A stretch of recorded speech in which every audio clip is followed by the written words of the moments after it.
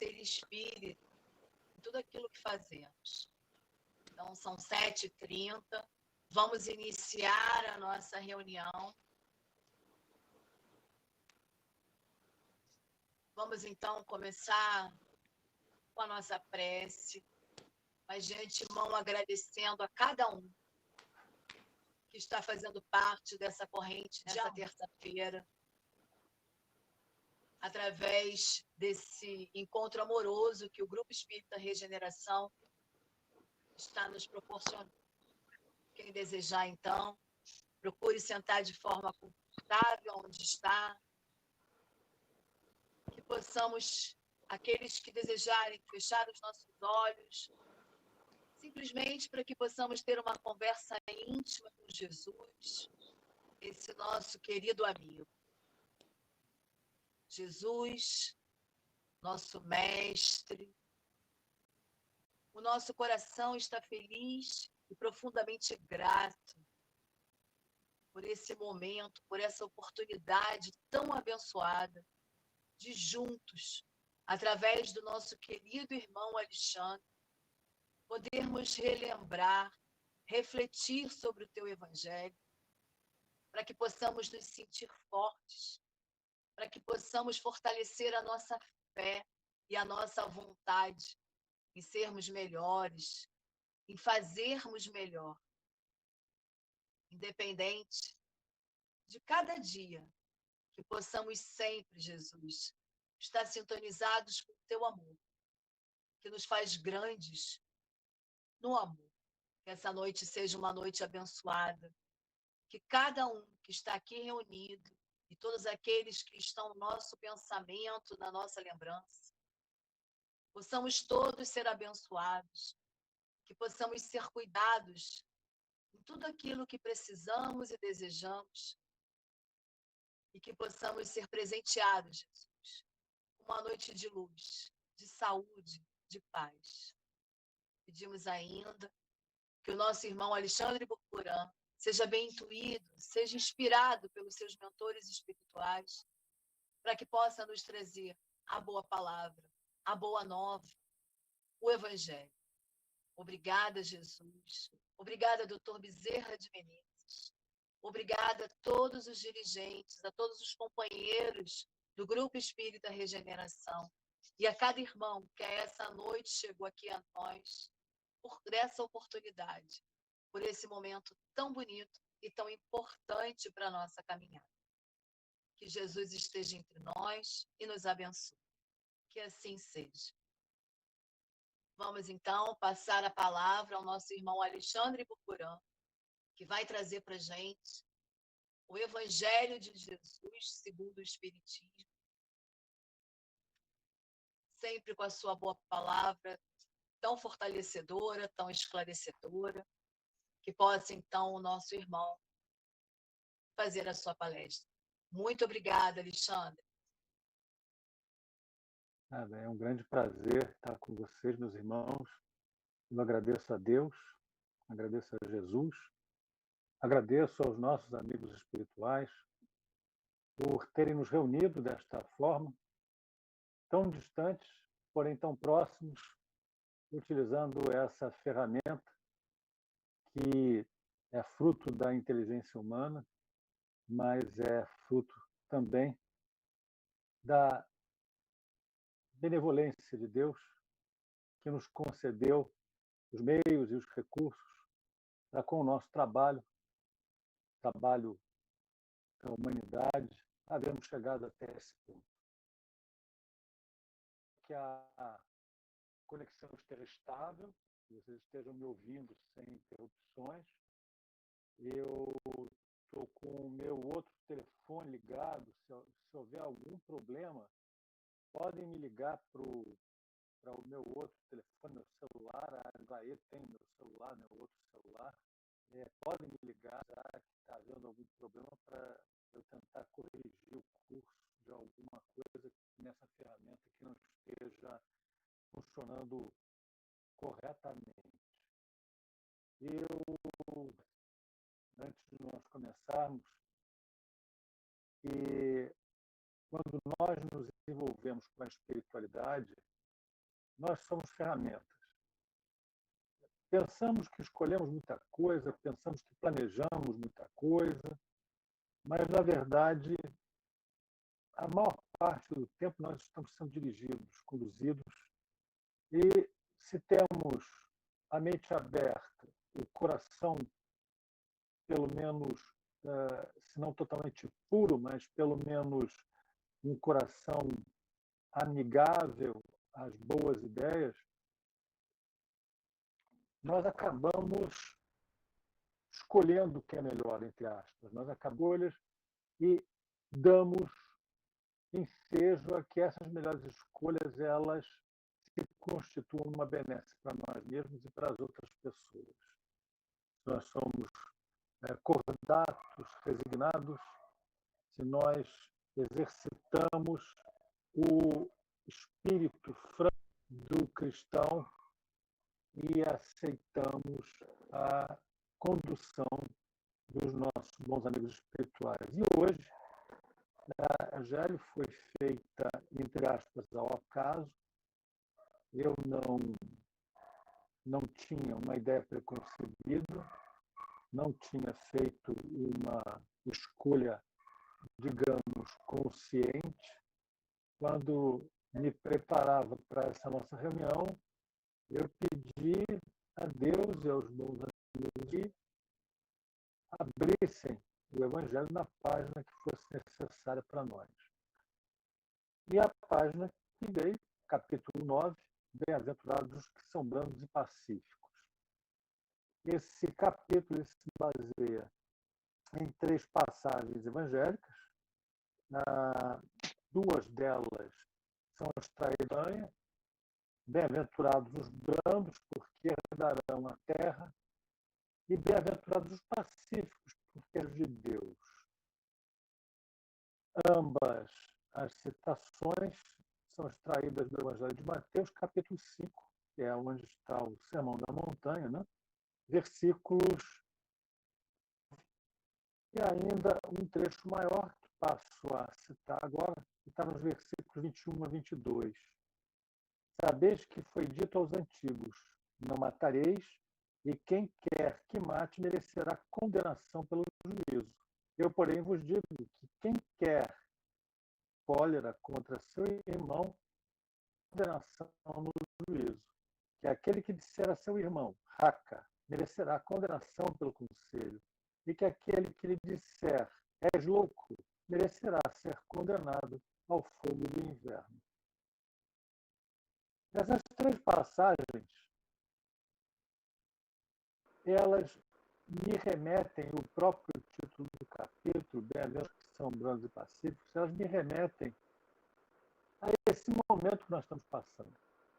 Aí muita gente vai dizer assim, mas como? O momento que nós estamos passando é um momento de pandemia, elas estão social, até existe menos contato entre as pessoas. Curiosamente, o que eu tenho observado é que existe menos contato físico, mas se intensificou de uma maneira surpreendente, o tráfego de comunicações, de mensagens, o número de videoconferências, as caixas de correio estão estourando mensagens, outras mídias sociais elas estão também com o tráfego congestionado. Eu que não entro no Facebook, mas recebo constantemente mensagens de que alguém está no Facebook mandando alguma coisa, e eu geralmente não vou nem lá ver, porque o Facebook para mim é uma coisa que não eu só tenho usado o Facebook nos últimos anos para entrar em perfis de casas espíritas e ouvir as palestras que estão lá depositadas. É a única coisa que realmente eu faço com uma certa constância no Facebook. De resto, eu não entro no Facebook. Tenho lá um Facebook que está acontecendo lá no meu Facebook.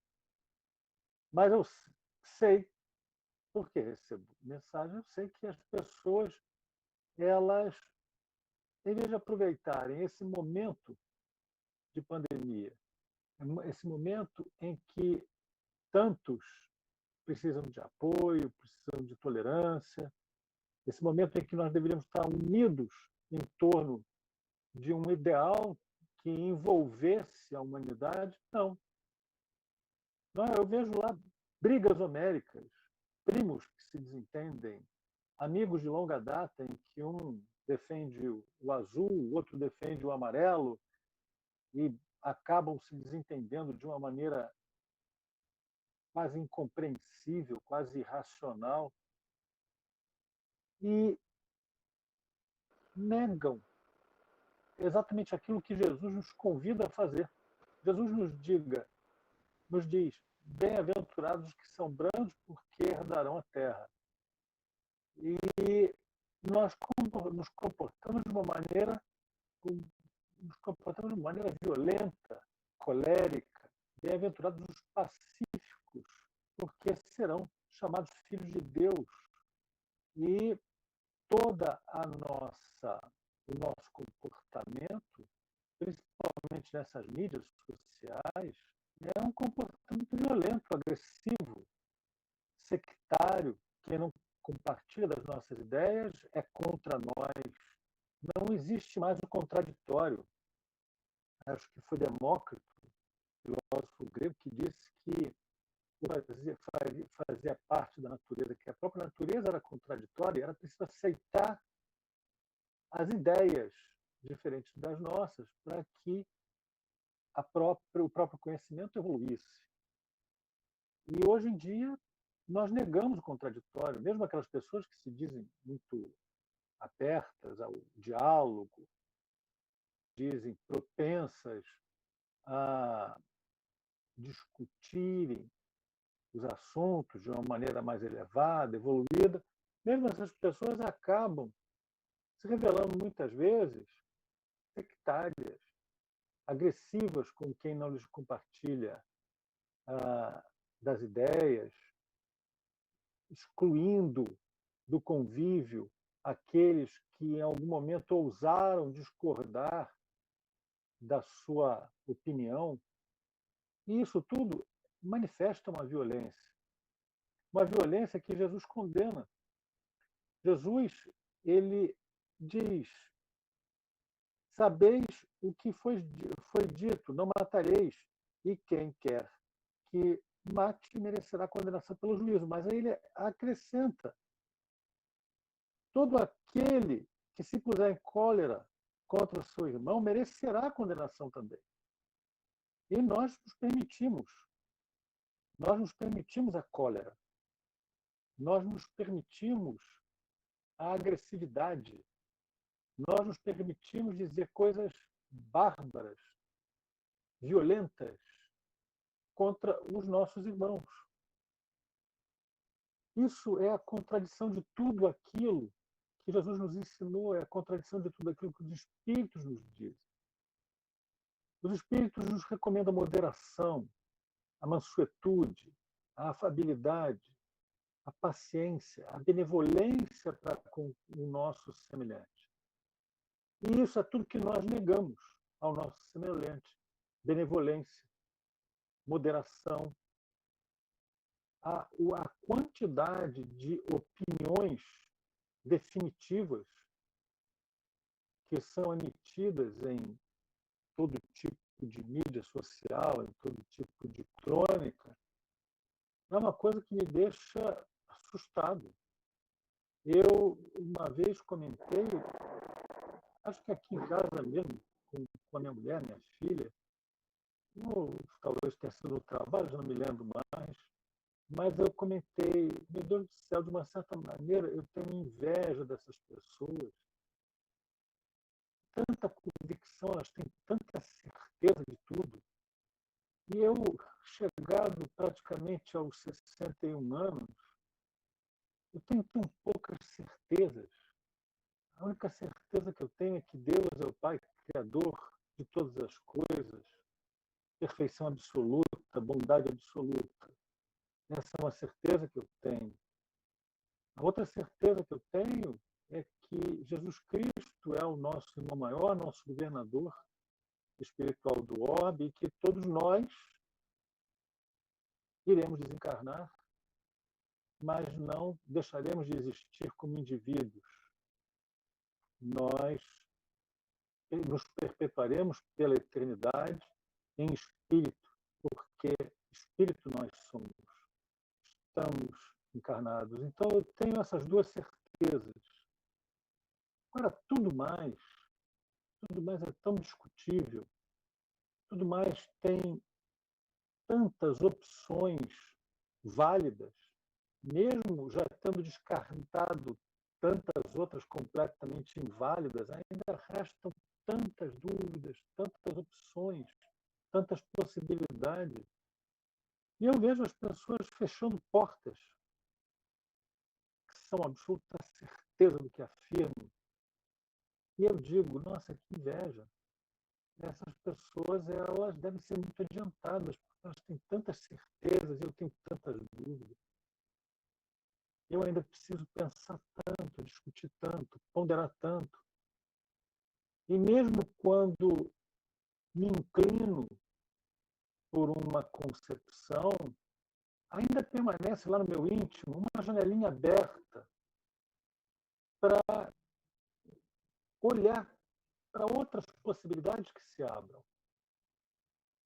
As pessoas têm tantas convicções e essa convicção toda tem matado. Se não tem matado fisicamente, tem matado virtualmente. Tem matado reputações, tem enterrado amizades, tem excluído sentimentos, tem expatriado afeições, enfim, tem afastado tantas pessoas dos seus queridos, das suas afeições, dos seus amores, porque por simplesmente existe uma cerca de arame farpado de certezas. Certezas que, na verdade, são claramente efêmeras, porque dizem respeito a situações momentâneas. Muitas dessas disputas dizem respeito a, chamaria, paixões políticas. E, meu Deus do céu, ao longo da história, a política muda tanto. E quem estava certo um dia já não está mais certo no outro. E, enfim, a gente descobre tantas coisas que são incompletas ou imperfeitas. E como é que alguém pode formar tanta convicção, tanta certeza a respeito de alguma coisa? E dentro dessa certeza, essa convicção que forma, acaba se comportando de uma maneira tão violenta, de uma maneira tão colérica.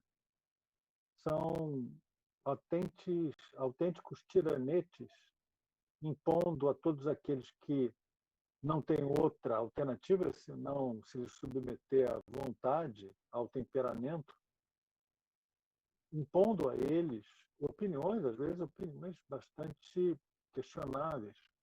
Enfim, é uma total imoderação, é uma violência, uma cólera incontida, e isso tudo nos faz perder.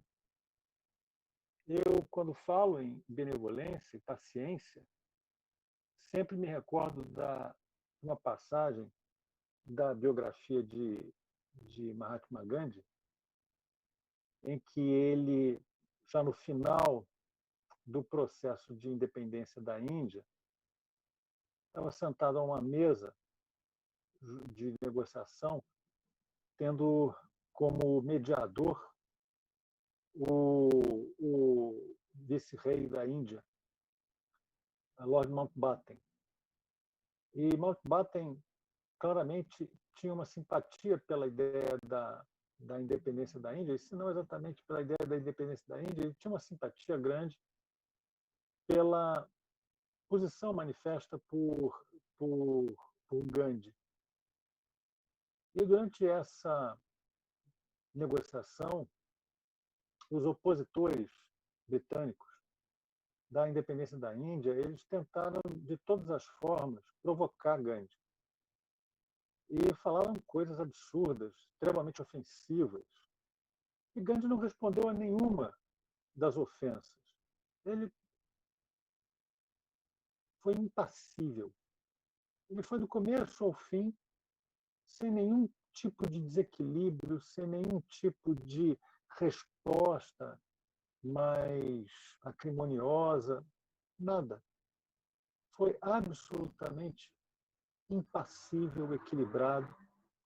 E a reunião terminou e Lord Mountbatten, que tinha ficado muito constrangido com tudo aquilo que ele estava testemunhando, com aquela agressividade toda por parte de alguns britânicos, ele, ao se despedir de Gandhi, elogiou muito a atitude de Gandhi. Disse que o comportamento dele tinha sido perfeito e que aquele comportamento de Gandhi tinha salvado aquela rodada de negociação e tinha feito os trabalhos se adiantarem. E elogiou por ele não ter respondido às ofensas que lhe foram endereçadas. E aí Gandhi olhou para Mountbatten e disse, mas não houve ofensa. E aí Mountbatten, ele olhou para Gandhi e disse, olha, o senhor não precisa agir dessa forma comigo porque eu lhe sou simpático à causa. E claramente os nossos amigos britânicos, alguns dos nossos amigos britânicos, eles foram extremamente rudes, ofensivos. E Gandhi insistiu, disse, mas, vice-rei, não houve ofensa. Mountbatten ficou atônito com aquela insistência. E Gandhi completou. Vice-rei, para que haja uma ofensa, é preciso haver uma pessoa ofendida. E eu não me sinto ofendido. Então, não pode ter havido ofensa.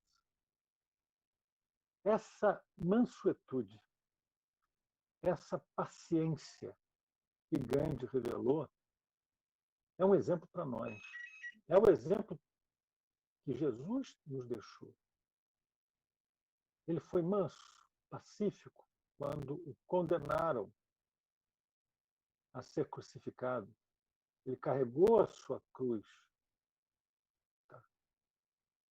E no momento em que ele estava preso ao madeiro, se lembrou de pedir a Deus por aqueles que o crucificaram. Se lembrou de pedir a Deus que perdoasse a todos eles, porque eles não sabiam o que estavam fazendo. Esse comportamento maduro, equilibrado, é o comportamento de um adulto. Eu não digo um adulto material, eu digo de um adulto espiritual.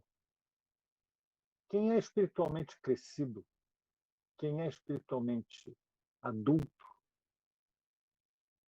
não se agasta com nenhum tipo de ofensa que as criaturas lhe enderecem, porque aquelas ofensas são como que palavras que um louco dirige a um são, que um bêbado dirige a uma pessoa sóbria, ou que uma criança mal educada dirige a um adulto bem posto. Obviamente que em nenhum dos casos haverá resposta.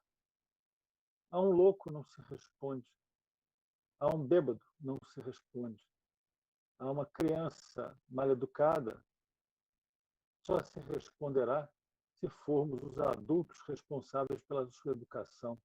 Se não formos, nada responderemos. Porque ninguém, nenhum adulto sadio, sairá vencedor numa discussão com um louco, um bêbado ou uma criança. Sempre perderemos. E Jesus, o bem maior que nós vamos perder vai ser a própria terra. Porque a terra, não agora, não nesse momento, mas a terra será um dia um mundo ditoso. E permanecerão aqui aqueles que viverem o Evangelho de Jesus. Aqueles que se comportarem como Jesus nos indicou que deveríamos fazer. Por isso que os brandos herdarão a terra. Muitos acham essa promessa uma coisa pueril, uma coisa infantil. Como os brandos herdarão a terra, se nós vemos todos os dias os prepotentes, os maus, os violentos se impondo e ficando com a melhor parte. Só que esses passarão. Esses não ficarão. Só ficará aqueles que acompanharem a evolução do orbe. Esses serão os brandos. Esses herdarão a terra, portanto. Ser chamado de filho de alguém é uma coisa muito, como é que eu vou dizer, uma coisa muito amorosa, muito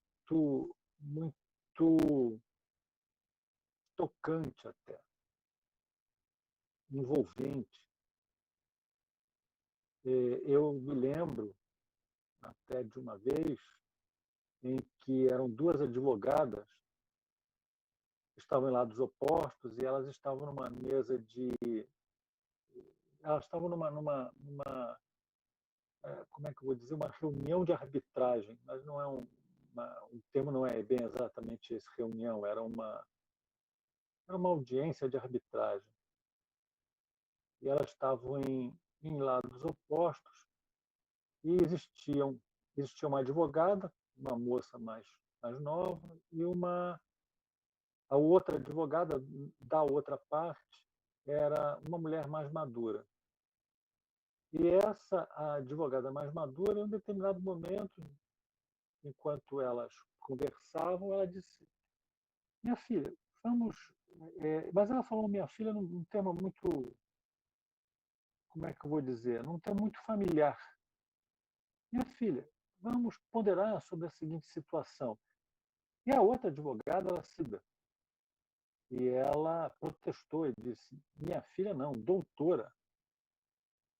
E a advogada mais madura disse para ela: desculpe, doutora, naturalmente que a senhora ou a senhorita se trata de uma doutora, mas entenda que minha filha, nesse caso, é um título que eu reconheço na senhora, um título que vai muito além do título de doutora, porque tenho 2 filhos e amo muitíssimo os 2.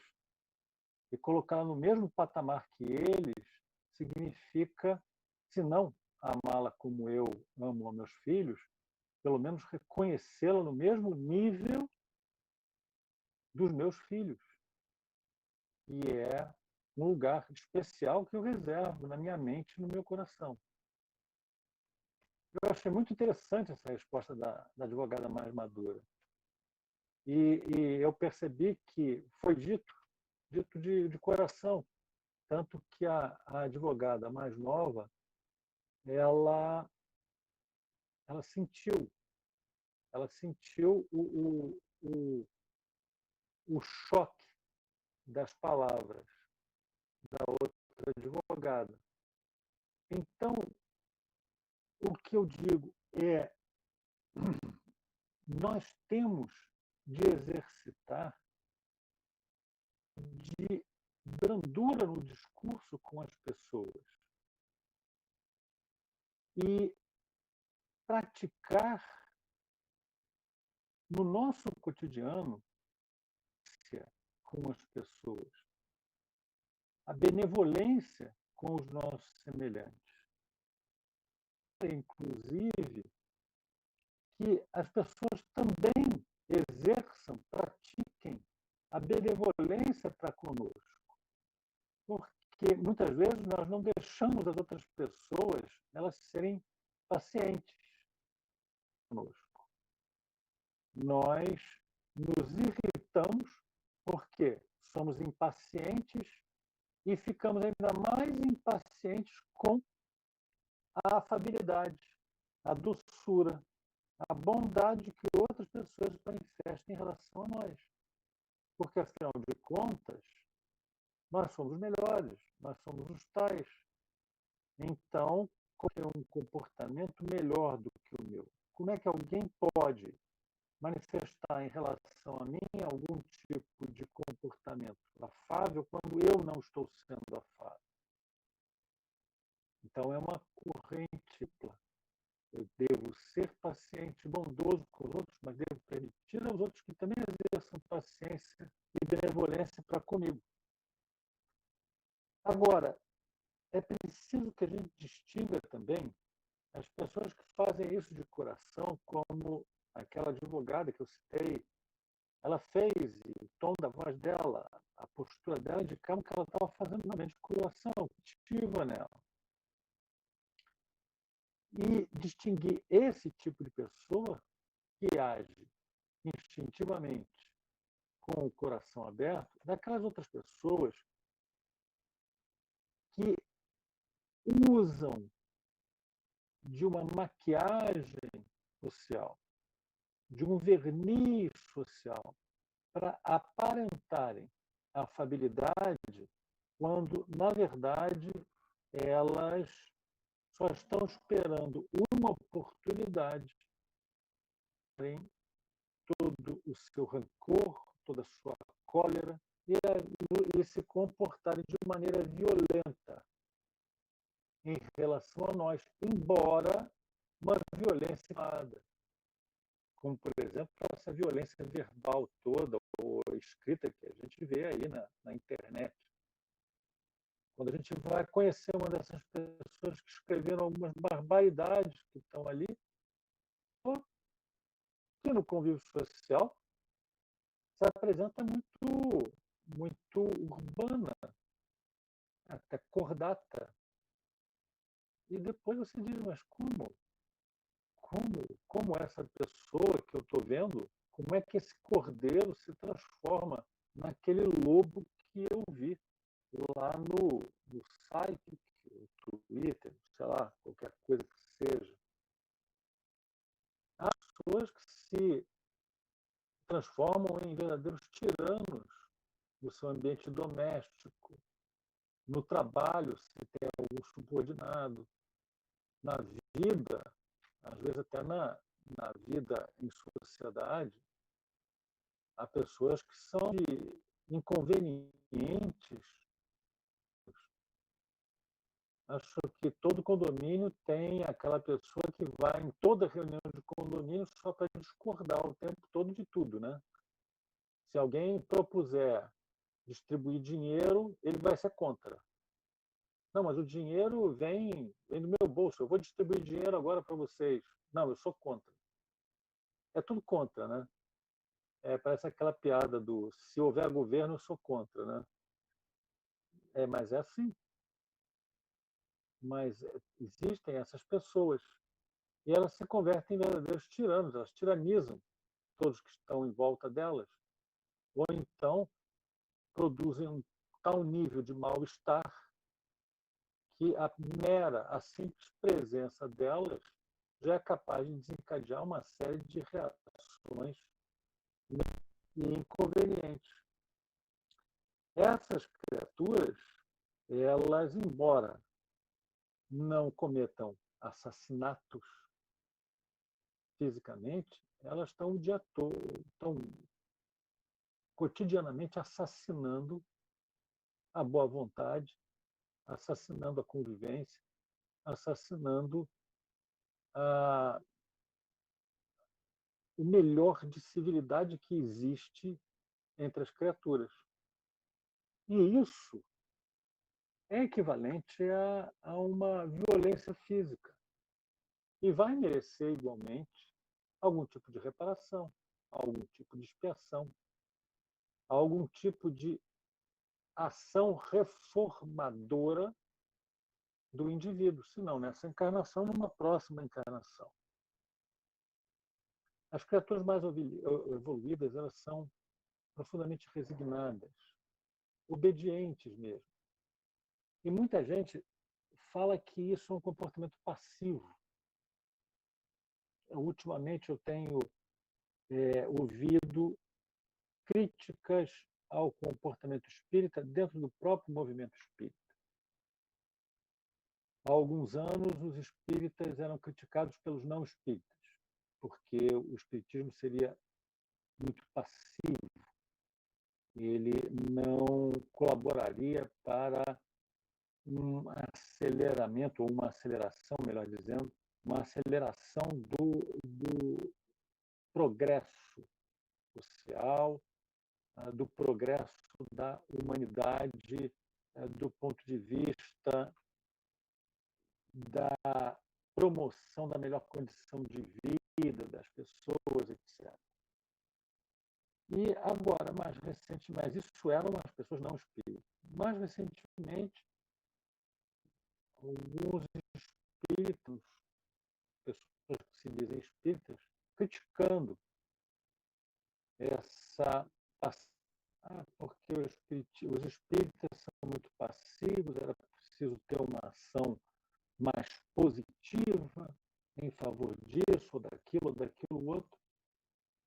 E como dizendo, olha, a resignação do espírita é a resignação cristã. É a resignação que nos faz saber dos nossos limites e nos faz saber que existe uma eternidade diante de nós. Que nem tudo vai ser resolvido de imediato. Que nem tudo vai ser resolvido agora. Mas que haverá uma solução. Haverá uma solução desde que todos se proponham a trabalhar pela melhora íntima. Desde que todos se proponham a buscar, praticar a virtude, praticar as boas obras. Nem sempre vamos conseguir, muitas vezes vamos falhar, mas eu tenho uma firme intenção de sempre tentar. Se falho, retorno ao início e produzo mais uma tentativa, faço mais uma tentativa. Isso vai fazer com que a humanidade se modifique. O Espiritismo, ele propõe a reforma de cada indivíduo e diz que quando cada indivíduo tiver se reformado, ou pelo menos quando a maioria dos indivíduos tiverem se reformado, o mundo terá se reformado. O Espiritismo não propõe nenhuma modificação de fora para dentro, mas sim uma modificação do interior para fora, de dentro das pessoas para fora. Modificadas as pessoas, tudo mais se modificará, a sociedade se modificará, os governos se modificarão, as relações sociais, econômicas, elas se modificarão. Porque os indivíduos terão se modificado, os indivíduos eles terão evoluído, eles estarão melhores, eles serão melhores. Então, a resignação que o Espiritismo propõe, ela não é passiva. Pode-se até falar, mais uma vez citando Gandhi, a independência da Índia, pode-se falar da resistência passiva ou resistência pacífica daqueles que seguiam Gandhi. Eles não usavam violência, sofriam muitas violências, mas eles não mudavam o comportamento deles. Eles continuavam firmes na resolução de conquistarem a independência da Índia, mas não utilizavam qualquer tipo de meio violento para isso. Porém, resistiam a todo tipo de legislação injusta, a todo tipo de ação injusta do Império Britânico em relação à Índia, ao povo indiano. Essa é a resignação. É a resignação de que eu devo sofrer alguma coisa, mas eu não vou me desviar do caminho reto. Jesus traçou para nós, sinalizou para nós. A obediência é a obediência aos ideais cristãos, os ideais espíritas. Não é a obediência a uma criatura. É uma coisa interessantíssima como as pessoas, quando pensam em obediência, pensam em obedecer a uma pessoa. Bom, se quiserem personalizar, pensem em obedecer a Jesus. A obediência maior que nós podemos cumprir, ter aqui na Terra. Obediência, a nossa obediência, a lei do amor tem que ser obediência à lei de justiça, à lei de caridade, obediência a essas leis divinas ou naturais, obediência aos grandes ideais humanos, não obediência a indivíduos, ou obediência até mesmo a instituições que eu digo organizações humanas, físicas. Se for uma instituição, considerando como uma instituição, vá lá, que se tem obediência. Mas vocês já entenderam o que eu quero dizer. Quem é obediente acaba realizando grandes obras. Eu terminei, foi sábado passado, de ver aquela série sobre Washington, um dos pais da pátria americana, né, norte-americano, primeiro presidente americano. Era um ser humano, como nós, com defeitos, com virtudes, mas ele teve um grande mérito. O grande mérito foi que ele se manteve completamente fiel, pelo menos durante toda a Revolução Americana, ele se manteve completamente fiel ao ideal que ele tinha traçado. O ideal de uma pátria livre do jugo da monarquia inglesa, uma pátria republicana, uma pátria onde os indivíduos fossem respeitados e eles não fossem submetidos a um governante que não foi escolhido por eles, um governante que seria o ditador até a morte dos destinos daquelas criaturas. E o que ele fez? Ele respeitou esse ideal e ele, quando teve que se afastar, ele se afastou. Na verdade, pelo que os seus biógrafos dizem, ele já não queria o segundo mandato de presidente. Só aceitou porque a República ainda era muito frágil. Mas aceitou a contragosto, tanto que o discurso que ele fez no início do segundo mandato foi até hoje o discurso curto de um presidente americano. Não houve outro discurso de posse tão curto quanto aquele. E Washington, ele, logo que pôde, quando ele percebeu que a República já estava bem consolidada, ele se afastou, ele se aposentou. E dizia aos amigos que ele ansiosamente aguardando pelo momento da sua aposentadoria, isso no final do seu segundo mandato. Ele foi fiel ao ideal. Num plano ainda maior, que ultrapassa as fronteiras nacionais, que ultrapassa o sentimento de pátria e abraça a humanidade inteira, nós devemos ser fiéis e obedientes a esses ideais, aos ideais maiores, aos ideais cristãos. Amor ao próximo, ama teu próximo como a ti mesmo, esse é o maior ideal. Essa é a obediência eterna e total que nós devemos ter. É a essa obediência que os Espíritos se referem, é essa obediência que o Evangelho de Jesus se refere. Não é a obediência ao ser aquele médium que é um médium com muitas possibilidades, ou um líder religioso tal, A, B, C ou D.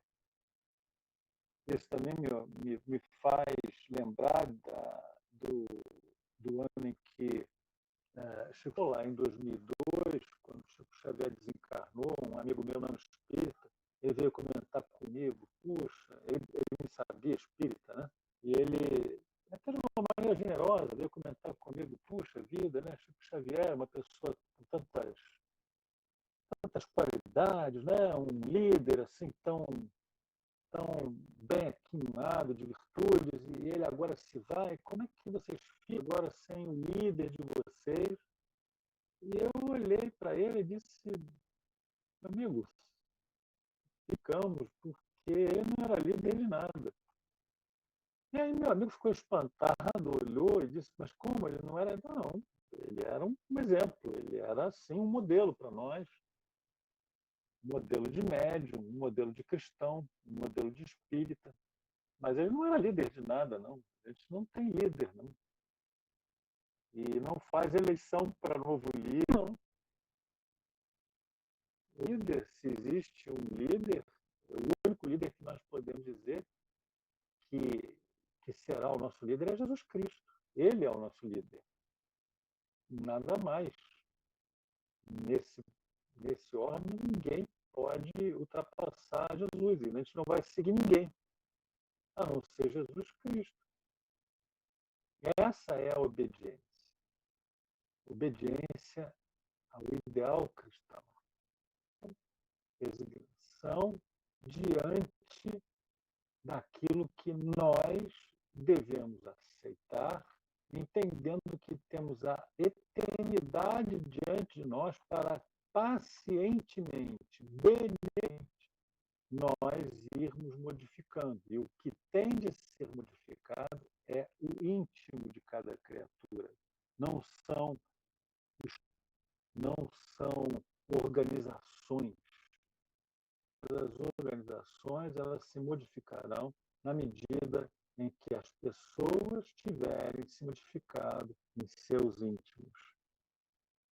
Então é preciso exercitarmos a paciência, a mansuetude. Não adianta nada responder agressivamente. Não há solução. Tenho uma... Na verdade, ele foi diretor do departamento espiritual da casa que me abriga. Ele já está desencarnado. Ele contava-se uma história sobre ele, de que ele estava no carro, voltando inclusive do centro, algumas pessoas estavam no carro com ele, estava dando carona para algumas pessoas, quando um outro veículo colidiu com o veículo dele, com o carro dele. E o motorista do outro carro desceu muito alterado. Ele estava completamente sem razão, mas estava completamente alterado. E veio tirar satisfações e exigir reparações, e falava de uma maneira assim, extremamente agressiva. E esse nosso irmão, ele ficou calado, escutando tudo, ele ficou calado um bom tempo, e o outro ficou calado, o outro falava, e ele calado, só ouvindo. Aí lá pelas tantas, o outro motorista virou-se para ele e disse assim, você não vai falar nada não? Você vai ficar calado aí o tempo todo? E aí ele falou, ele disse, meu irmão, eu não vou brigar com você. Eu percebo que esse acidente te causou um abalo muito grande, que você está com a necessidade de desabafar. Então eu vou deixar você desabafar, eu não vou brigar com você. Não vou brigar com você de forma nenhuma. Você pode até ficar chateado comigo, mas eu não vou brigar com você. E aí, diante dessas palavras dele, o outro motorista se modificou completamente, mas completamente. Começou a se desculpar. E realmente ele estava passando por uma situação difícil, num desequilíbrio emocional muito grande. E reconheceu a própria culpa no acidente. Disse que, pensando bem, a culpa tinha sido dele, que ele não tinha prestado atenção.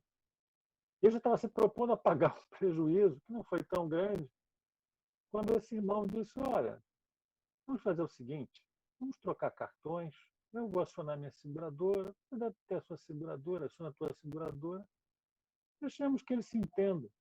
Se é que eles vão precisar se entender. E assim eles se despediram. Se despediram como se fossem bons amigos de tempos atrás. Veja como a afabilidade.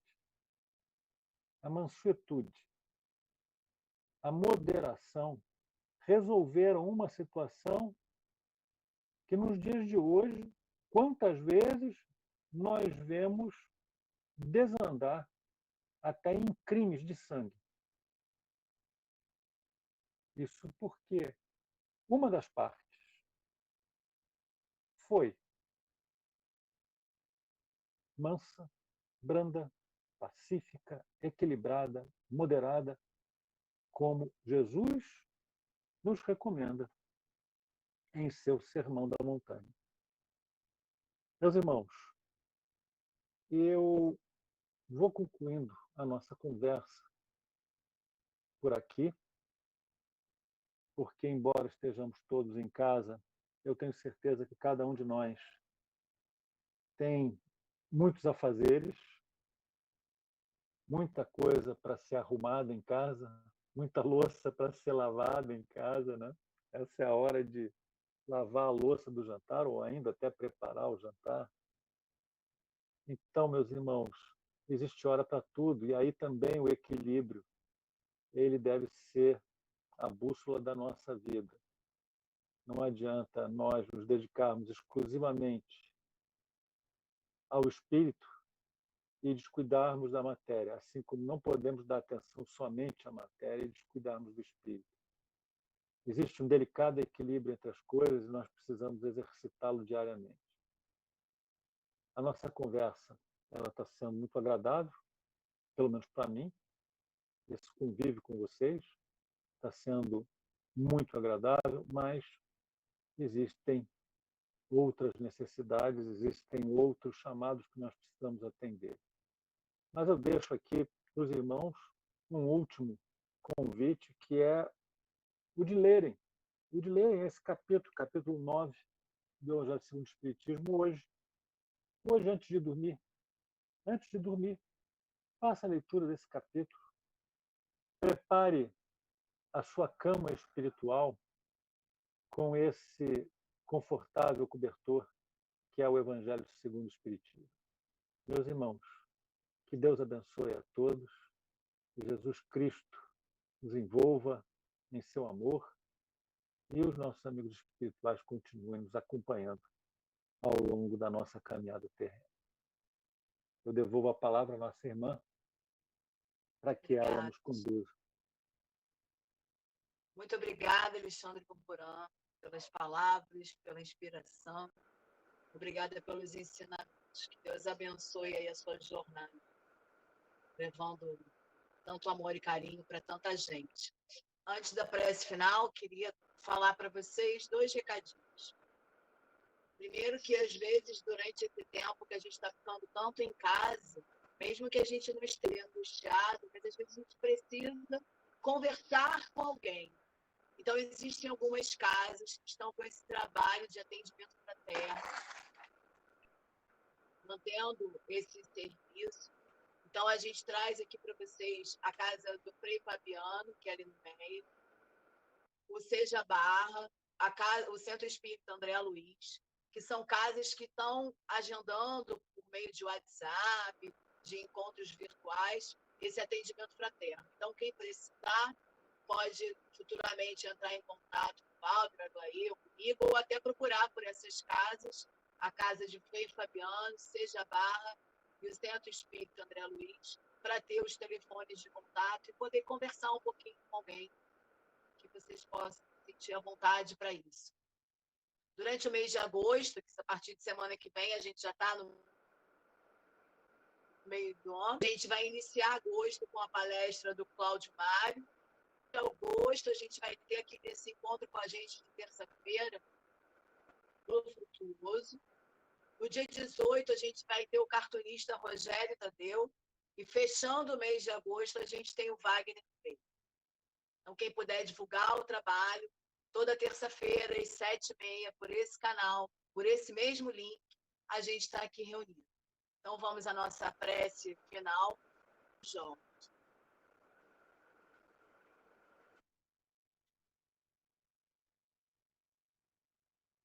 Boa noite. A palestra de hoje já foi para os nossos corações. Como foi bom voltarmos a encontrar o nosso irmão Alexandre. Esse período afastado, muita falta nos fez, muita alegria recebemos. Como foi bom mais uma vez. Nós agradecemos ao Pai por esta oportunidade de trabalho, pela oportunidade de mais uma vez estarmos juntos e podemos aprender um pouco da nossa doutrina. É mais um pouquinho que chega para esse conhecimento que nós tanto buscamos.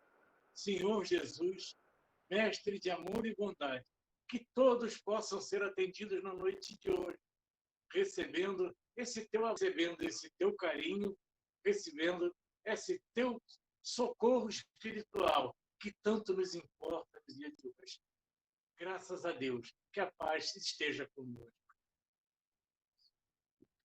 Graças a Deus. Agradecemos a Lilian, que fez uma participação muito importante pelo nosso caminho aí de comunicação, colocando o quão importante a reflexão sobre o que o Alexandre trouxe.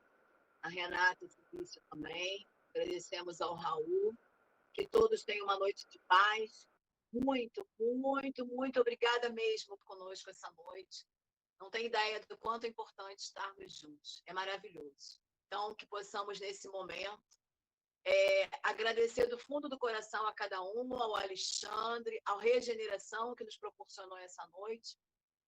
Encerrado a nossa reunião e até a semana que vem, começando um novo mês, com muito amor, com muito gás e com esses palestrantes especiais, como foi hoje com o Alexandre. Muito obrigada. Um beijo no coração de cada um. Bons sonhos. Boa noite. Boa noite. Boa noite. Boa noite.